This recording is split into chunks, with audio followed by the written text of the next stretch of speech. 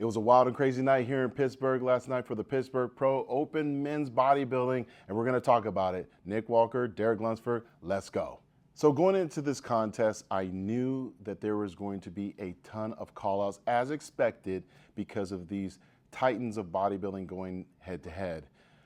In the prejudging, they both came out very, very impressive. Of course they would, but when they actually were going head on, I actually had Nick beating Derek in some shots.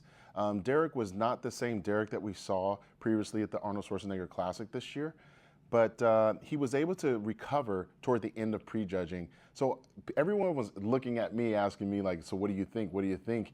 And I was like, it's a toss-up. It really is a toss-up because you had the strengths of Derek with his, he's a little bit shorter. He's very wide from the back double bicep and the back lat spread. He's actually very full and crisp. And then you have Nick that was able to actually keep his stomach in check even during the ab and thigh pose, which in my opinion was actually much improved, having that V taper that we hadn't seen in quite some time. And him being able to transition to other poses in the side shots, holding that glute and hamstring, it was actually etched out. So, they both presented a ton. And then going into the night show, man, let me tell you, I was not prepared for any of this. I thought they were gonna come out, do their routines, then do confirmation round, but they switched it. They said, you know what, we're gonna keep these guys fresh. We're gonna have them come out immediately and do some confirmations.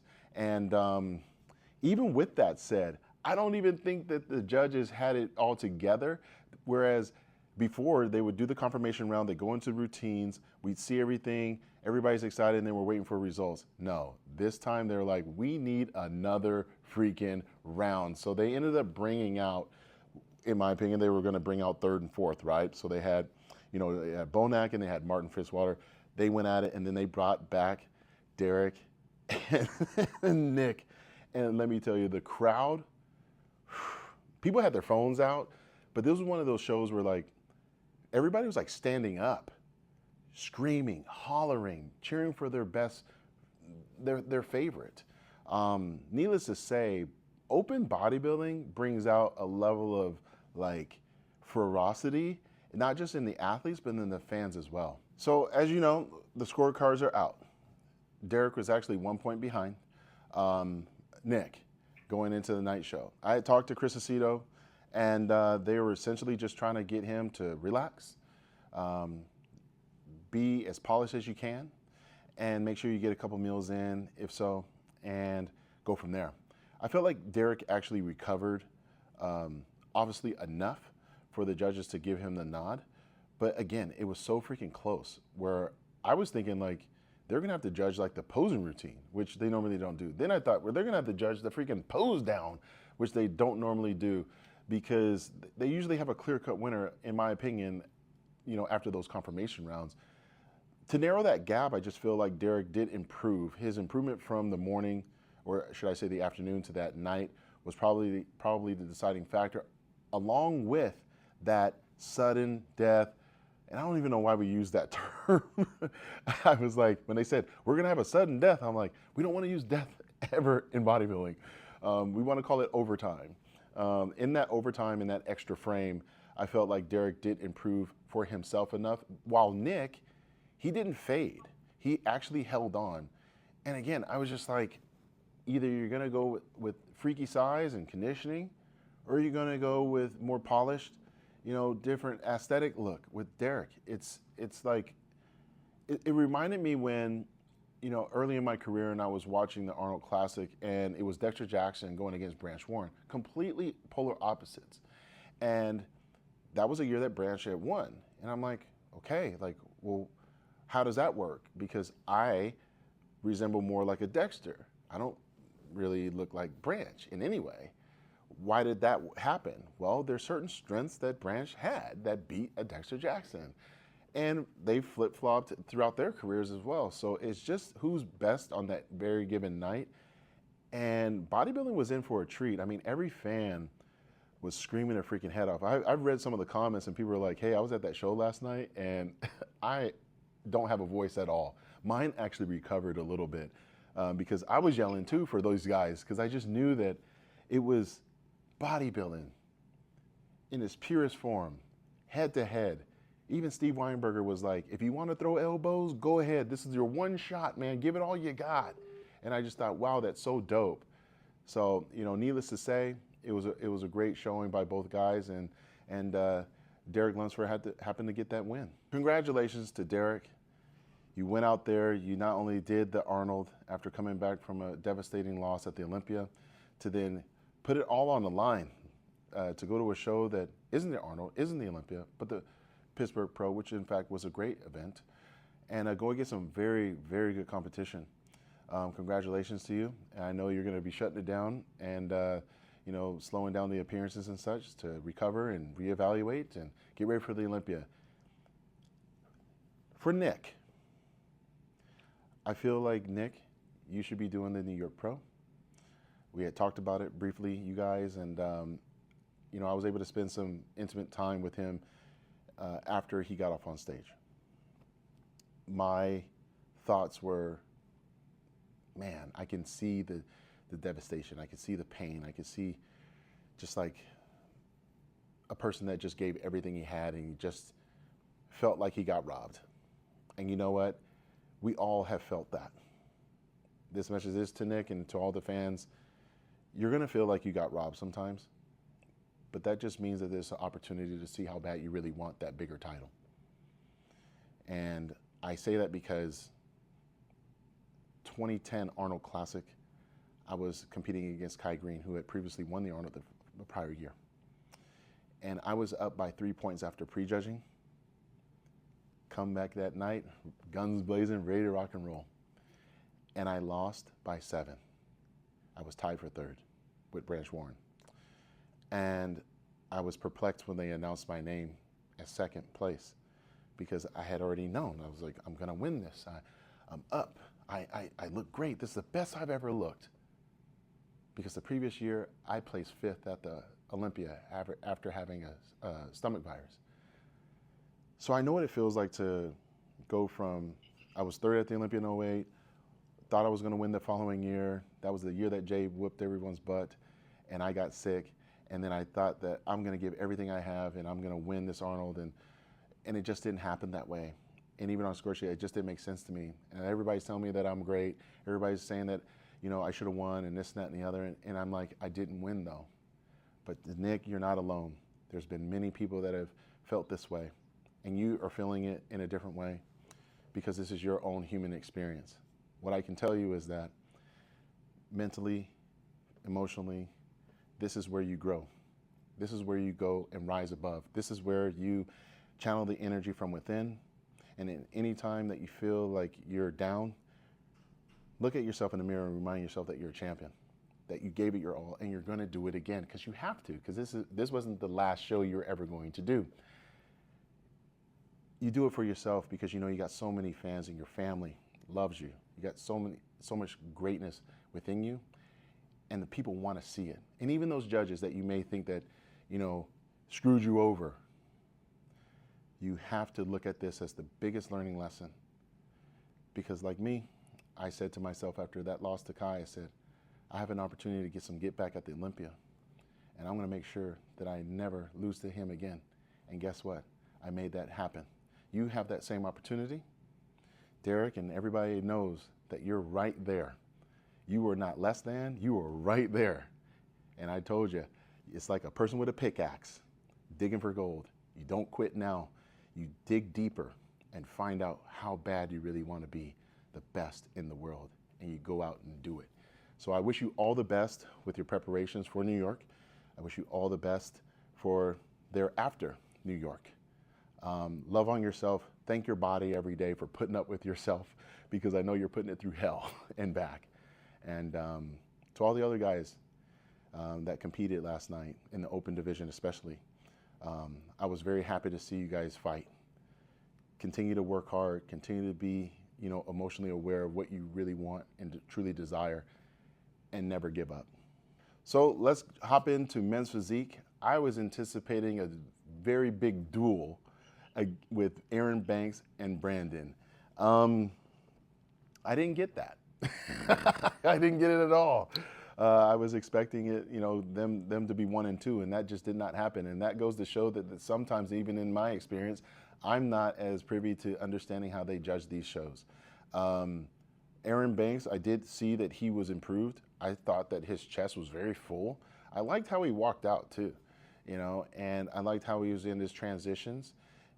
His back could have been a little bit more defined, but I thought that it was a good balance. And what I mean by balance is to make sure that when you have some areas that are showing striations and separation, you want it to be not just in one body part or one pose. You want it to all flow cohesively. Top, down, left, right, quarter turns, you name it. And he was able to do that. And he was very polished. He was very poised. Again, I heard rumblings where they're like, oh, well, maybe Brendan's shorts were too long or something like that. I'd have to look at the rule book. I didn't talk to any judges about that.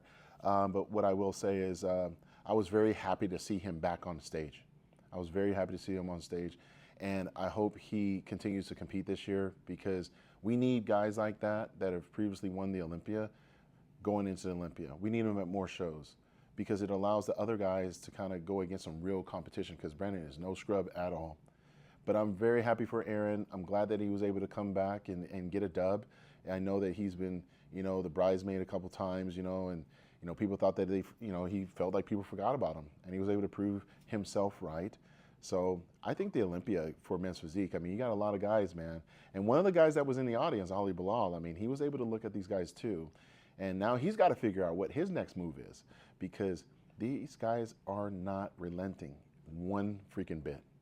All right, so last but not least, we got classic physique. And I must say, I did not include a dark horse last time.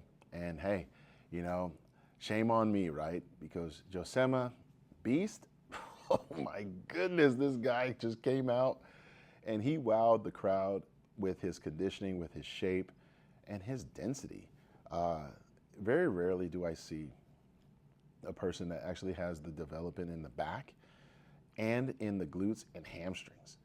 They were shredded, okay? And he knew just how to pose it as well.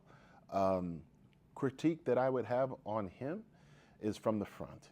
From the front, waist down, I feel like there needs to be more quad sweep, because there's other guys that have that, and when you don't have that, you can get exposed. So I think that that's just like the one little area that if he were to work on that, I think he could move up, because those are the same areas that we talk about, like a Wesley Vissers, that he needs to improve on. And you got guys like Ramon, you got guys like Mike Summerfield who have very good sweeping quads. So he's gonna have to work on that. I don't know what his training style is like. I'm gonna research this guy more. I just actually followed him on Instagram because I want to see this guy's progress. He came in with great shape, great symmetry. Tan was really good, okay? And how he posed was very, very professional. And you know what? I'm sure he was disappointed, but he has to know that there's, it was a 1-point decision. So I think with Terrence, who looked tremendously great, right? This guy looks awesome. He knows how to pose. He was a little bit smaller because he's shorter, but man, muscle per square inch, it looked really good. I felt like he was in good condition. His body just flows. It's just, when you watch Terrence Ruffin compete, when you watch him move, your eyes just happen to just sit back. You might not even be cheering. And for Terrence, just know that when people aren't screaming their heads off, it's just because we're actually watching something that we actually admire, we actually enjoy. I'm sure you know that, but yeah, you did a great job. Congratulations.